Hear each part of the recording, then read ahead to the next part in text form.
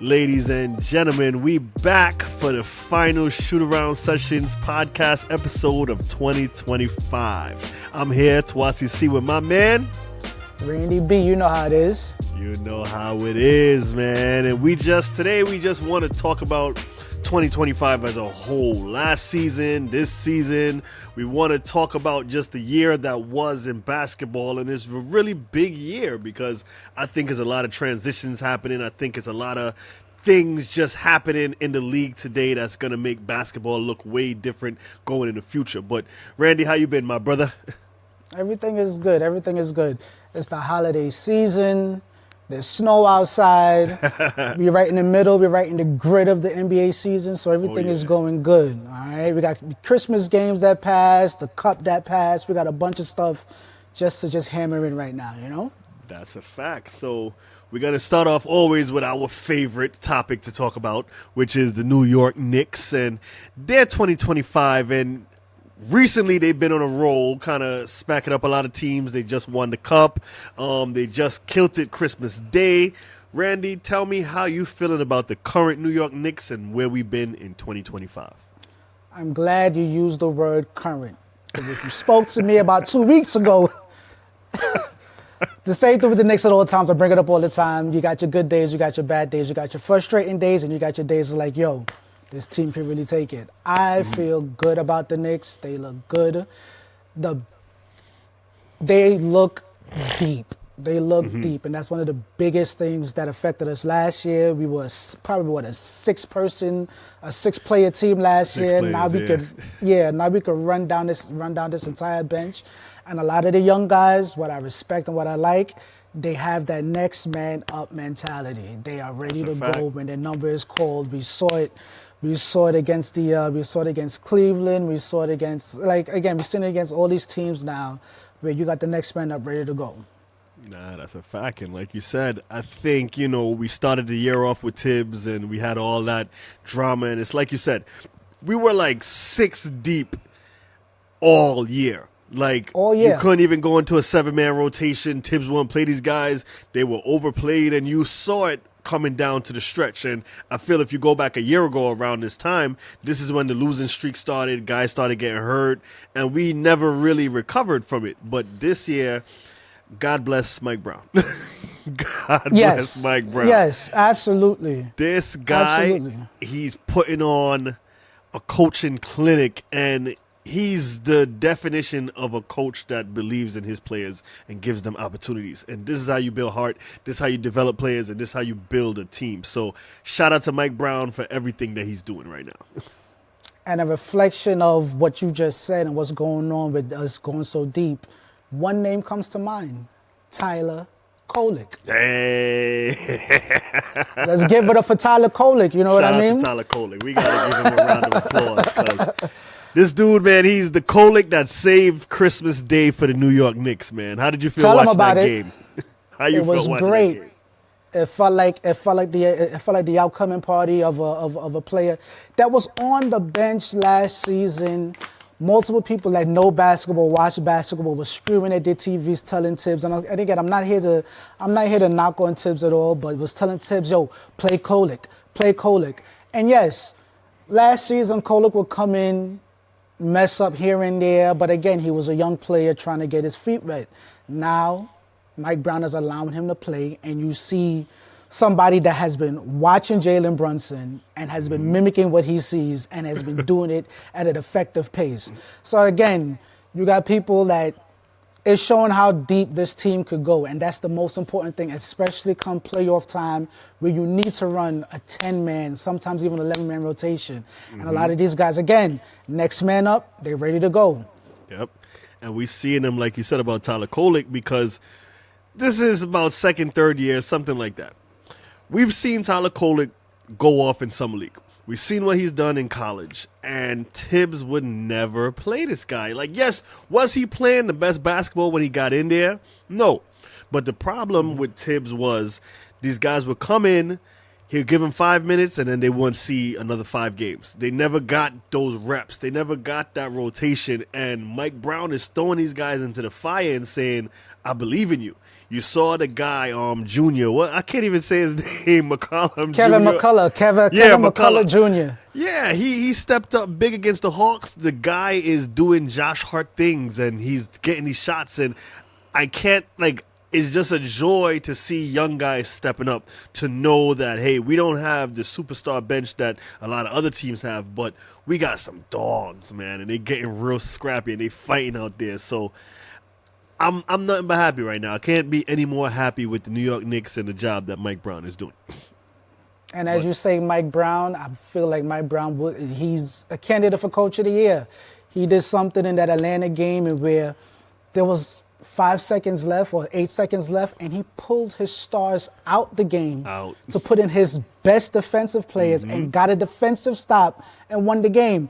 Not a lot of coaches are willing to do that. Not a lot of coaches are willing to take that chance. Not a lot of coaches have faith in their players to get something done. And Mike Brown did it, and like I said, he's definitely a candidate for Coach of the Year. 100%, man. Shout out to Mike Brown for what he's doing because, like I said, it's putting faith in the players, man. Like, you would have never thought on a big Christmas Day game you would see Tyler Kolek out there balling the way he's balling and stepping up, taking these shots. And sometimes you're like, I don't know. But he hits them and you're just happy as a Knicks fan because that's what the Knicks is all about. Guys stepping up, next man up mentality and being those dogs. But I got to ask you a question about 2026. Now, I think everybody has played well to earn the right not to be traded right now. Absolutely. But do you see in 2026 there's somehow that we land Giannis Antetokounmpo? I'm not asking this all the time, but now we like there now. You saw the thing that Giannis did with Chicago when he hit him with the dunk and he trying to get his teammates sparked up. Do you think there's a chance Giannis is a Knick in 2026? Anything is possible. And what's happening, unfortunately, you got these players that are raising their stock. Because at the end of the day, let's not forget, the NBA is a business, all right? And a lot of these teams, one, they do want to win, but they do want to make sure that they make the best thing for business. And certain players that play, your stock will rise, and a lot of players' stocks are rising, which makes it easier chips to move along. So it's unfortunate to say you could see somebody like a Tyler Kolek being a part of a package to bring Giannis over, and where Milwaukee will be okay with it because they're getting a dynamic guard. So again, is it possible? Of course. Is it necessary? That's the real question. And right now, as current day, I don't know if it's necessary, but it is possible. Yeah, it is possible. To me, it almost becomes a necessity because we have Tyler Kolek balling. You have Landry Shamet, Josh Hart, and Deuce McBride out right now. When those guys come back, what is that rotation going to be like? We have a real guard-heavy rotation. So it's like, what's the next move? Do we move a couple pieces? And you know the elephant in the room, they always talk about moving Cat, and Cat is always going to be like trade bait in that thing. And he had 30 against the Hawks in the most recent game, and I still can't respect his 30 because a lot of it came from the free throw line, and the Hawks have they don't have Porzingis. Their center is 6'8", and I'm like, Cat should have dominated this guy every chance he could. Well, he did get fouled out, so we saw what happened there. But I don't know, man. I just want to see how it's all going to work out. And like I said, in Mike Brown, we do trust. He's been playing with these rotations, and we haven't had a real healthy squad all year, but I really want to see where we go in this second half of the season in 2026. The fact that you brought up Cat, like I said, no one is denying that the boy can ball. Cat can play. A fact. Shout out to Cat. The problem is, can Cat play consistently? And that's been our argument all season. That's been our argument for the past 2 seasons. We need consistent play. If you're going to drop 30 and 12, you need to average 24 and 10. You need to, and we're talking every game. There should never be a game where you have under 24 and 10. Keep that consistency. Stop doing these stupid, dumb, offensive fouls that you keep getting caught for. Yeah. By halfway through the first, you already got 2 fouls. It's just slow down. Be easy. You have a team surrounded around you, along with a superstar that can take. You don't have to do too much. Just get into position and play the best basketball that you can play. And you mentioned another superstar with the Knicks, and I'd be remiss if I didn't talk about Jalen Brunson and the job that he's doing. He's been doing all year, the whole 2025. The entire from last season to this season, we got the guy. And I'm happy to say we got the guy on the New York Knicks. Probably, if not, the best player in the NBA right now. I'm glad you said best player. Brunson, if he's not at the top 1, 2, or 3 when it comes to MVP candidates, and again, based off of the definition of most valuable player, he is the most valuable player on the New York Knicks. You take him off of this team is not winning anything. You place him on any other team, and he is a difference maker. He is the most valuable player in the NBA, and I hope the people that have the votes and they can make this decision, I hope they see and they do, and they base it off of what the definition is of most valuable player. All right, the stuff that he's doing is incredible for his size. I keep saying, for his size, he is unstoppable at being 6'1", 6'2".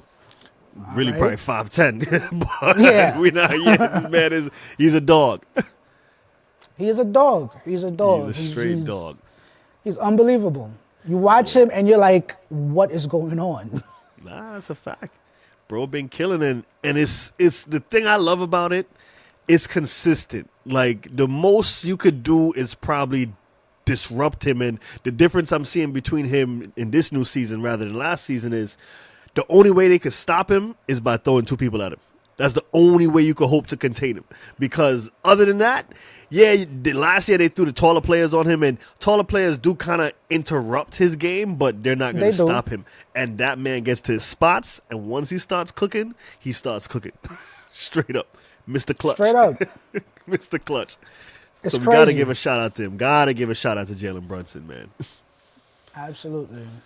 But we talking about 2026, and I want to get I know we talked about this a couple times, but now we hear, who is your most shocking team that has been in the NBA this year that has surprised you the most? Ah, boy. As I'm looking at the standings, I think one of the most shocking teams is not a team that's winning right now, is a team that is absolutely losing right now and not where we think they should be, and that's the Cleveland Cavaliers.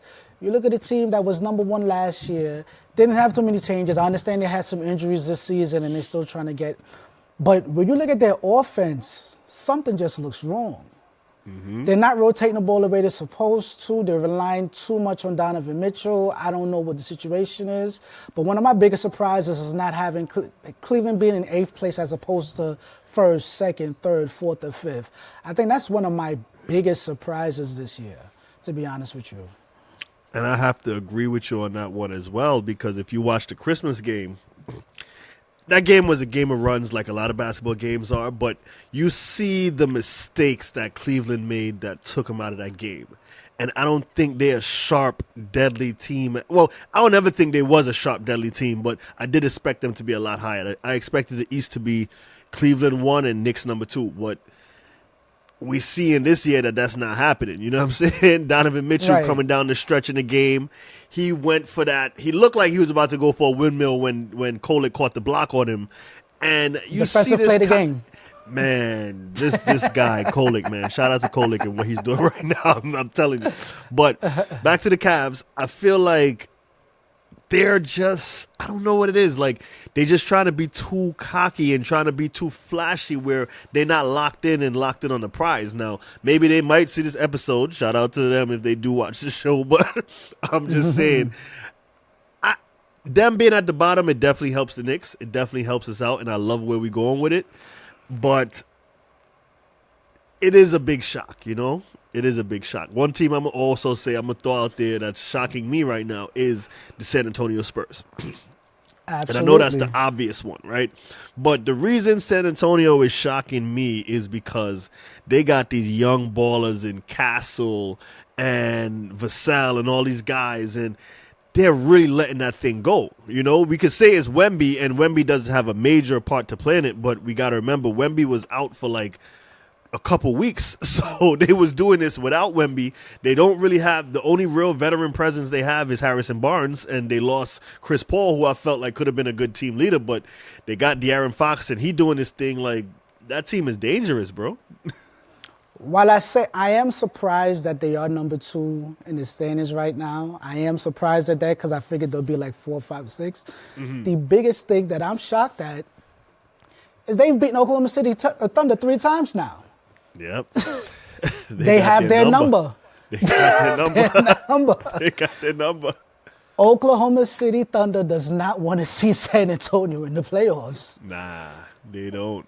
And I think They that's probably the don't. only team and the Knicks don't want to see us, you know, but But yeah, nah, I mean, I don't know how they're getting these wins, and do I think they could sustain it? I think that's the bigger question for 2026, because I think this is just like lightning in a pan. These teams just getting hot and they're doing their thing, but I don't know. I mean, I want to look at another team in the Houston Rockets, because that's an interesting team to me right now, because they're sitting at 4th, and they're not as good as they were last year, because they obviously missing Fred VanVleet, but the fact that they're repeating that regular season success that they had last year, I feel like this team is a legit contender now. We have to start looking at them as a legit contender at least. oh no, most definitely. Like I said, they got one of the best scorers ever in Kevin Durant. As much as Kevin Durant is Kevin Durant, he is still one of the best scorers in NBA history. So yes, they have a very solid team, a lot of young pieces, and they have the capabilities of being top of the West. But again, it was a slow start. Well, not even really a slow start. It's been a pretty mediocre run right now. So that's why they're right there in 4th. But if they get it together, hold it down, they can put together a run that could be epic leading into the playoffs. Nah, that's a fact. That's a fact. I mean, another team I want to point out to you that's really, I mean, it's shocking for the rest of the league, but I don't feel shocked by it, is the Boston Celtics. Right now they're sitting in 3rd place in the East, and everybody had these guys for last place when my man Tatum went down. What are you saying about the Boston Celtics? Paint me as one of those dudes that are shocked. I am shocked that they are so high in the standings. Because not only did they not lose Tatum, but they also lost Porzingis, and they also lost it's not coming to me home. Al Horford. So their team kind of blew up. I'm surprised that they've held it together and maintained a very high spot in the standings.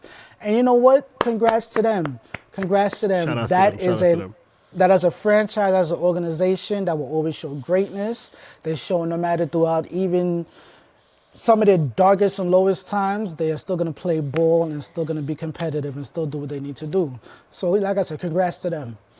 Yeah, shout out to them. I mean, when Tatum went down and they lost Porzingis, I said, by them losing Porzingis and Horford, I think they actually got better. And I think it's changing up the play style, because as we see in Atlanta, and as we've seen, no shade to Porzingis, because I loved Porzingis when he was in New York, and I always would love the opportunity to have Porzingis be a Knick, but we got to call a spade a spade. This man is never available. Never available. Absolutely. Absolutely. Somehow, some way, he finds a way to be hurt, and he can't stay on the floor, and we know that's not a recipe for success. They got rid of Drew Holiday and a lot of key pieces on that team, but again, they kind of like us with that next man up mentality. So we seeing the Peyton Pritchards, we seeing the Hausers, we seeing these guys continue to do what they do, and they're in a good standing. But I do not think they're messing with the New York Knicks, so they could win as much games as they want.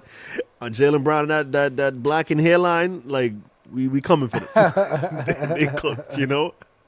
I don't know, man. Any other big surprises you've had this season that you feel like winning or losing, going both ways, you know? This is back on the losing side because they got the talent to be. They have the talent to be a lot higher than they are, and that's the Los Angeles Clippers. Like, what's going on? Yeah, What's going there? that organization is in disarray. They're in disarray. They're 9-21 at this stage in the season. Like, what's going on? You guys got talent on the floor, but you guys just can't get it together. That is an organization. Total flip side from Celtics that has just never got it together. Just as close as they will get to hitting that championship, hitting that elite level, they do something. They will shoot themselves in the foot each and every time, and just topple on down to the bottom of the standings each and every time. I don't get it. Each and every time. I don't get it. I mean, with them, I always use them as my example of aging superstars and how the league is changing, and you really see that in, like, James Harden is not a spring chicken. Like, James Harden had about a good 15-plus years in the league already to where he's a great player, but I never saw the Clippers actually looking to the youth and saying, okay, well, let's try to play towards these young guys. But it's a business, as we always talk about, so they want to sell tickets in that dome. They want to do what they have to do.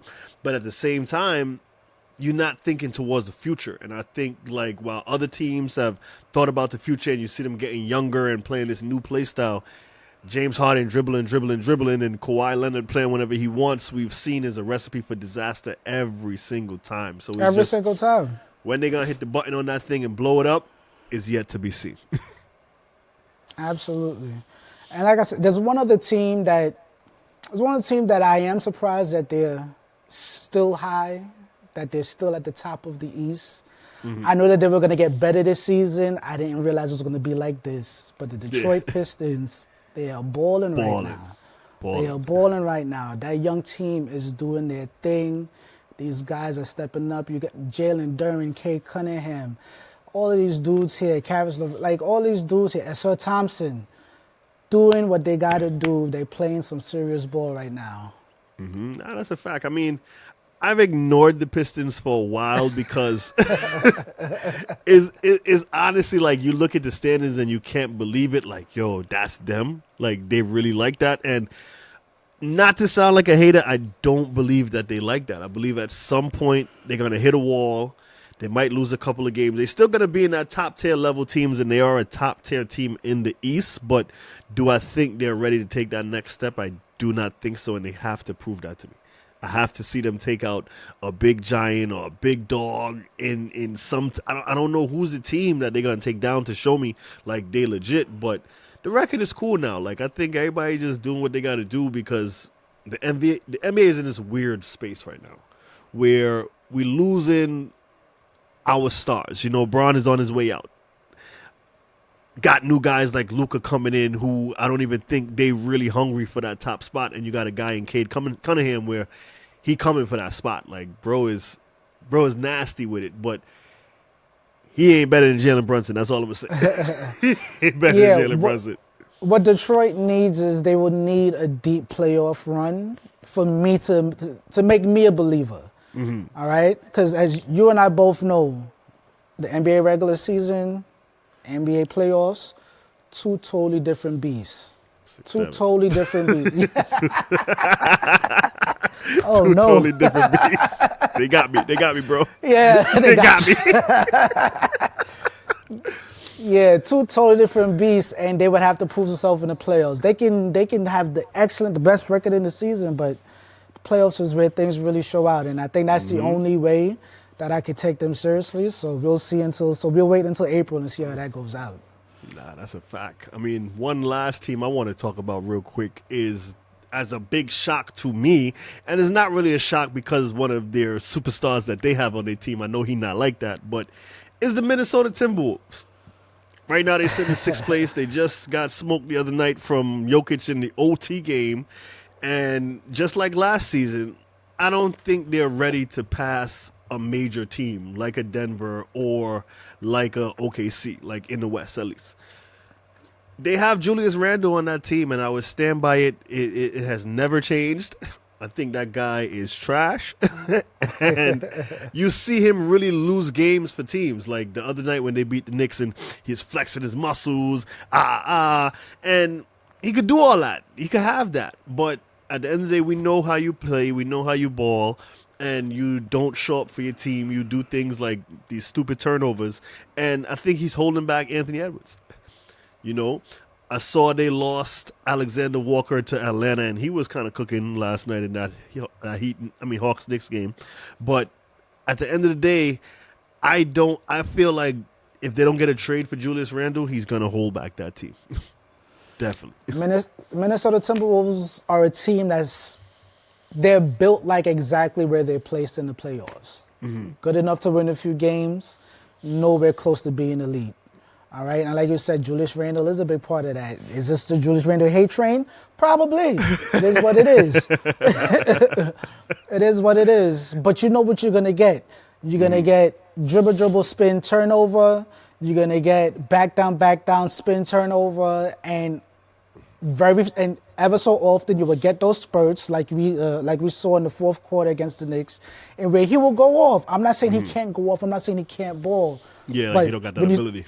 Right, but when you talk about being a winner, you got to be consistent, and he is nowhere near consistent, and that's the biggest issue. Not my biggest issue. My biggest issue will always be his attitude, but that on the court, that's his biggest issue. You cannot get a consistent, just great gameplay from him. You got to watch and hope and pray that you get a good game from Julius Randle, and that you can't win championships off of that alone. Not a recipe for success at all. Nope.